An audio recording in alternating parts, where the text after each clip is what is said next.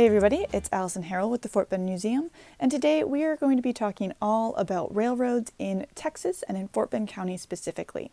So we're not talking about engines or machines today, we are just talking about railroad companies, where they laid track, where they were headed, and what happened to them. So the first thing to note is that transportation has always been a problem in Texas. A lot of the early settlers, especially those that came with Stephen F. Austin, settled along riverbeds and along just various rivers. So you would think that boats would be the easiest way to travel. But our rivers in Texas are really tricky. So some of them are super windy, some of them have hidden currents that might suck you under if you get pulled in the wrong way. Some of them have hidden obstacles throughout them, and depending on the time of year and how high the river is, it might be more or less navigable. So you can't depend on river transportation, especially not year-round.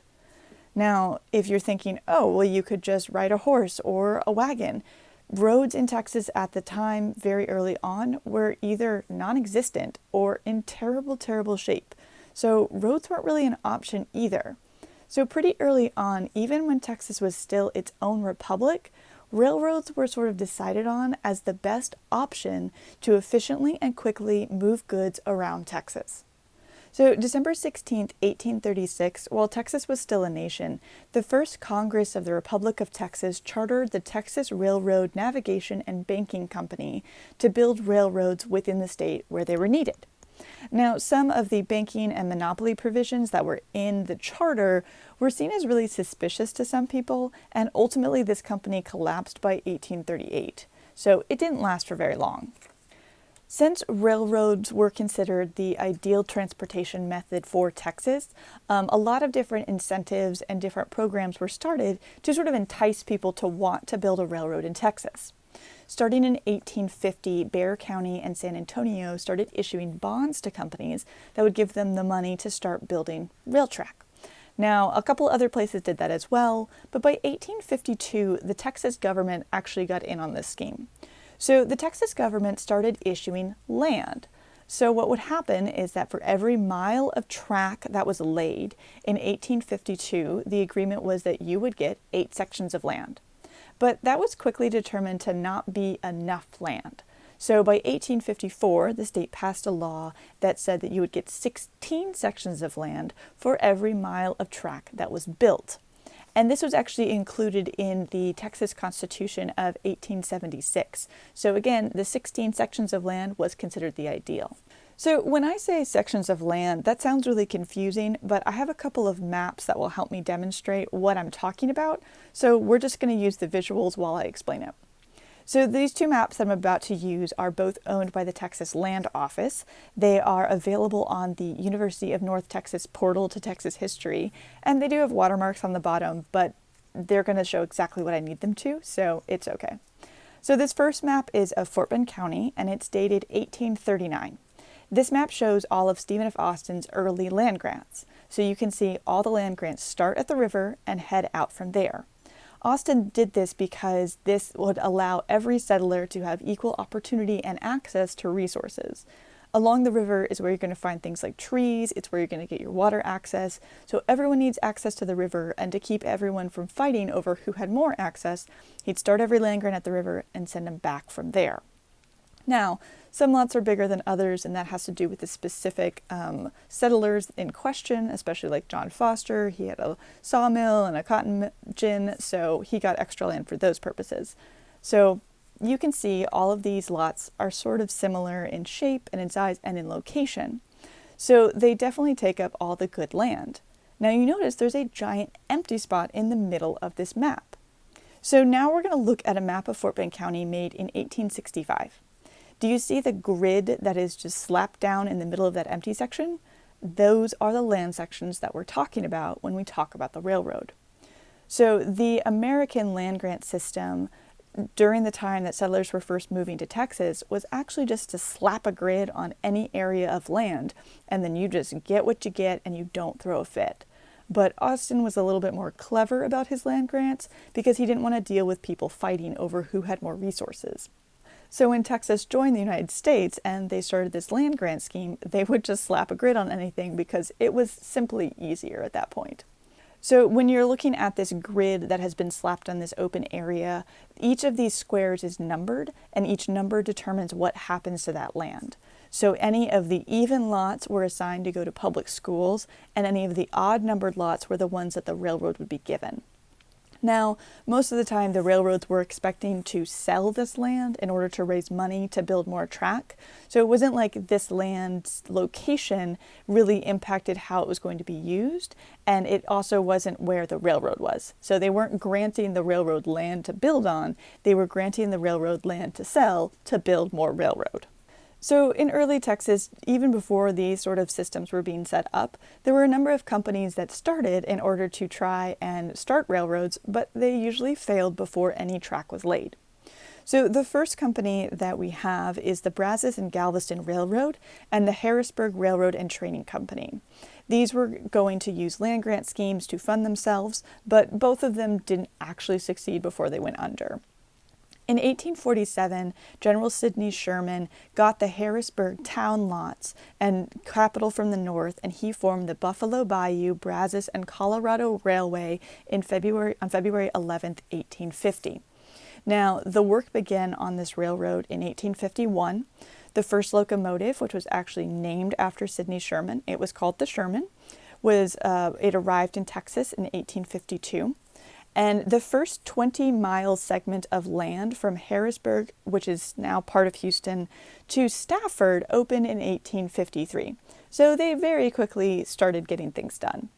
This was the second railroad that was built west of the Mississippi River. In 1848, the Galveston and Red River Railway Company was chartered. They broke ground in 1853. The first 25-mile stretch of track was opened between Houston and Cypress on July 28, 1856, and then they changed the name to the Houston and Texas Central Railway Company. By the end of 1861, there were 9 different railway companies in Texas and 470 miles of track. So in the 1850s, a reporter from the Houston Tri-Weekly Telegraph traveled from Houston to Hockley. This was a 35-mile journey, and it might sound really, really boring and unextraordinary, but what's interesting is that he did it twice. Each time he traveled there, he went by a different mode of transportation, and the difference between each method is striking. So the first time he made this journey was in December of 1854. He took a stagecoach. Now, it is important to note that at this point there had been 10 days of rain. So everything is wet, everything is waterlogged. He takes a stagecoach, and it takes him 1.5 days. So he actually has to spend the night at a hotel halfway between Houston and Hockley. Now, the next time he takes this journey is almost 3 years later. It's in May of 1857. And this time he takes the Houston and Texas Central Railway. And this time, it only took him an hour and 40 minutes to get there. So you can see very quickly how much the railroad really changed the transportation game for Texas very, very quickly. So in just 3 years, a 1.5-day journey only took a little over an hour and a half. It is also important to note that the newspaper pointed out that boat traffic got better because of the railroad. Because people were taking the railroad instead of taking boats everywhere, it made it easier for boats to manage the number of customers and the amount of cargo that they needed to ship from point A to point B. So even with the introduction of a new transportation method, the other methods of transportation weren't overwhelmed or taken out, they were just improved. So now that we kind of have a lay of the land, we know how railroads were starting and operating and how useful they were to Texas. So now it's time to take a little bit of time and focus really in on the railroads in Fort Bend County and when they got here, where they were from, and where they were going. So the first one to talk about, of course, is the Buffalo Bayou, Brazos, and Colorado Railway. This was the first operational railroad in Texas. You might have noticed we had a bunch of different railroads that started but never laid any track and then went out of business, and the cycle goes on. So this was the first one to be fully functional. The railroad was started because Sidney Sherman gathered up all these land grants that were given to a previous railroad. He gathered them all up, and it was about 3,617 acres of land, and he sold it in order to finance the railroad. So the land grant system was working exactly as intended, and it succeeded in producing this railroad. So after the company was chartered in 1850, the surveying began in 1851. Now, our first little Fort Bend connection is actually that the railroad road was graded or made level by Benjamin Franklin Terry of Terry's Texas Rangers, who was a Fort Bend County native. Now, the plan was to connect Galveston to the Brazos River Valley through Harrisburg. And we're going to get to Harrisburg in just a little bit. But it's important to note that the first 20-mile stretch of track of this railroad was opened in August of 1853. And it went to Stafford Point, which is now just known as the town of Stafford. So the plan was ultimately to connect the railroad all the way to Austin. Let's talk about Harrisburg for a second. So Harrisburg as a town was surveyed in 1826 and founded by John Richardson Harris.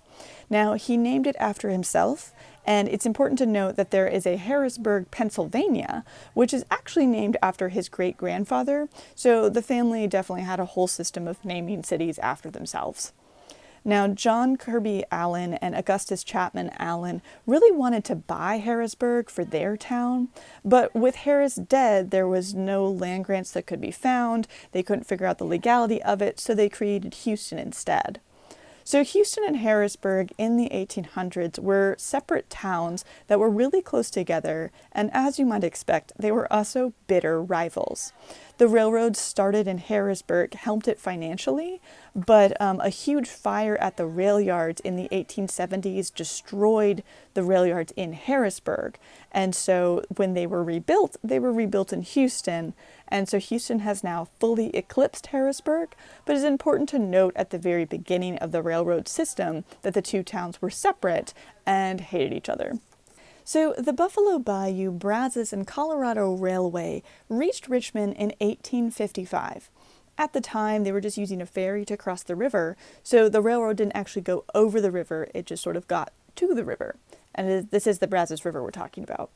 So in 1858, a low water crossing was added. The story of the bridges over the Brazos River in Richmond are some of my favorite parts of railroad history in Fort Bend County. And let me explain why. So a low water crossing was an insane feat of engineering and luck. So what would happen is there were two sides to the Brazos River. There was down and there was an up, and there was a floating piece of track that went in the middle. So the train had to gather steam, be at full steam ahead essentially, go down the river, across the river, and then up the other side. And if anything went wrong at any point, there was a decent chance the entire train could be tipped into the river from there. So everything had to be perfectly aligned. You had to have full steam ahead, because if you weren't going fast enough, you weren't going to get up the other side of the river. It was a very precarious situation. Now, it is important to note that any passenger trains that were going across this low water crossing, the passengers actually had the option of taking the ferry across. So you could get off the train, take the ferry across, and then watch the train in amusement as it does or does not succeed at this crossing. Most of the time it was successful, but that is not to say that it was successful every time. There were definitely some instances where things went a little bit wrong. This bridge caused the railroad many problems, and it was oftentimes out of service, and it was difficult to deal with. And so we're going to get to the next improvement in a little bit. But right now we need to keep the railroad going to its full extent. So the railroad reached the city of Eagle Lake in 1859, and in 1860 they reached Alleytown. Now, it was in the same year that a nearby city, Columbus, paid for a track to go from Columbus to Alleytown, which was about 2.5 miles. Now, this was not part of the original railroad plan, but the citizens of the city of Columbus really wanted to connect into the railroad system, and so they paid for it themselves. At this point, the railroad was about 80 miles long, which is a pretty decent length. So when the Civil War started in 1860, Texas, Louisiana, and Arkansas had about 700 miles of track between all three of them, which is a pretty decent amount of railroad track. I did promise I would tell you more about the bridge over the Brazos River in Richmond, and here's the little tidbit to conclude it. So a separate company was formed in 1867, the Brazos Iron Bridge Association. They were organized to finance and build a bridge across the river, and it was completed on July 8, 1869. So they didn't have to use that dangerous low-water crossing anymore. They could actually just take the train straight across the river in a very safe manner.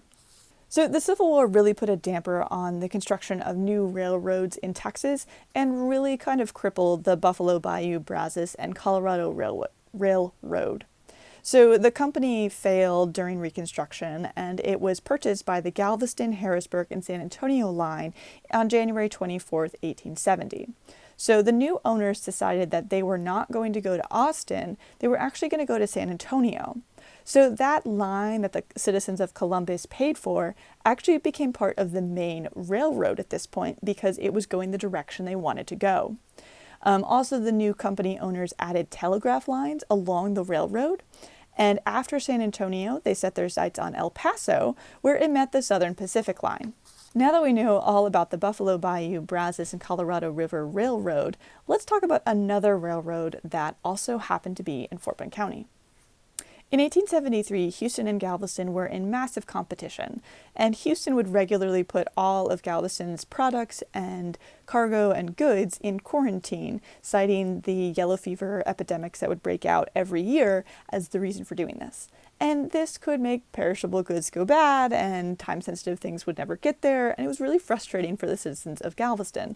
So they decided that they were going to build their own railroad, and they were going to bypass Houston entirely.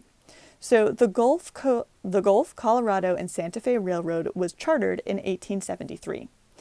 Construction didn't start for another 2 years, but they reached Arcola in March of 1877, and then they planned to cross the Brazos River with a new 480-foot iron bridge shortly after. In 1878 and 1879, the company suffered through a lot of financial difficulties, and they were sold on the courthouse steps to a man named George Seeley. And he purchased the company, reorganized it, and then pressed forward. So Richmond refused to give the right-of-way to this new railroad because they already had a railroad. The Buffalo Bayou, Brazos, and Colorado Railroad had already been built through Richmond, and they were doing really well with it because they got priority shipping. So with this new railroad, it had to go really, really close to Richmond because there was a rule at the time that all railroads had to go within a certain amount of distance of the county seat, which was Richmond. So at the junction of the new railroad and the old railroad, something needed to be built because there was a junction there. It would be effective to have like a terminal. So that junction became known as Rosenberg Junction, is actually now the town of Rosenberg today, which sort of explains to you why Rosenberg and Richmond are so close together, because people are petty and railroads are difficult. Now, if you want to learn more about who Rosenberg is named after, you should check out our podcast for this month, which goes all into the history of Rosenberg, who it's named after, and the disappointments they suffered. So the Gulf, Colorado, and Santa Fe Railroad went on to produce more railroad. They didn't just stop in Fort Bend County. Between 1880 and 1881, 291 miles of track were laid between Rosenberg and Fort Worth. They reached Belton in 1881 and Lampus in 1882. Now, they added telegraph lines along the railroad track, and they began seeing a return on their investments, so they were doing pretty well for themselves. In 1885, they had 700 miles of railway, but they weren't strong financially.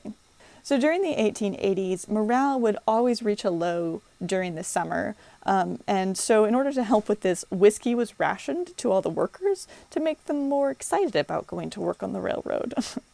Jay Gould held a monopoly on North Texas railroad lines, and the Gulf, Colorado, and Santa Fe realized that they needed to join with another railroad if they were going to compete with him. William Brazos Strong, who was the president of the Atchison, Topeka, and Santa Fe Railroad, offered stock in his company to the Gulf, Colorado, and Santa Fe. The companies agreed to join their tracks and to share stock, and the two companies merged in March 3rd of 1886. So more than one railroad sort of combined with the Atchison, Topeka, and Santa Fe Railroad. It wasn't just the Gulf, Colorado, and Santa Fe Railroad that was joining up, but a bunch of other ones were as well. So ultimately, by 1890, the entire system was about 7,500 miles of railroad track. So it was quite a big railroad. Now, just because we have 2 railroads in Fort Bend County doesn't mean those were the only railroads that were here, but those were the biggest and the first 2 that were laid. So if you want to learn more about 2 other railroads, you have to check in next week for the Macaroni Line, and then the following week for a line that goes to the city of Fulshire. So hope to see you then. Bye.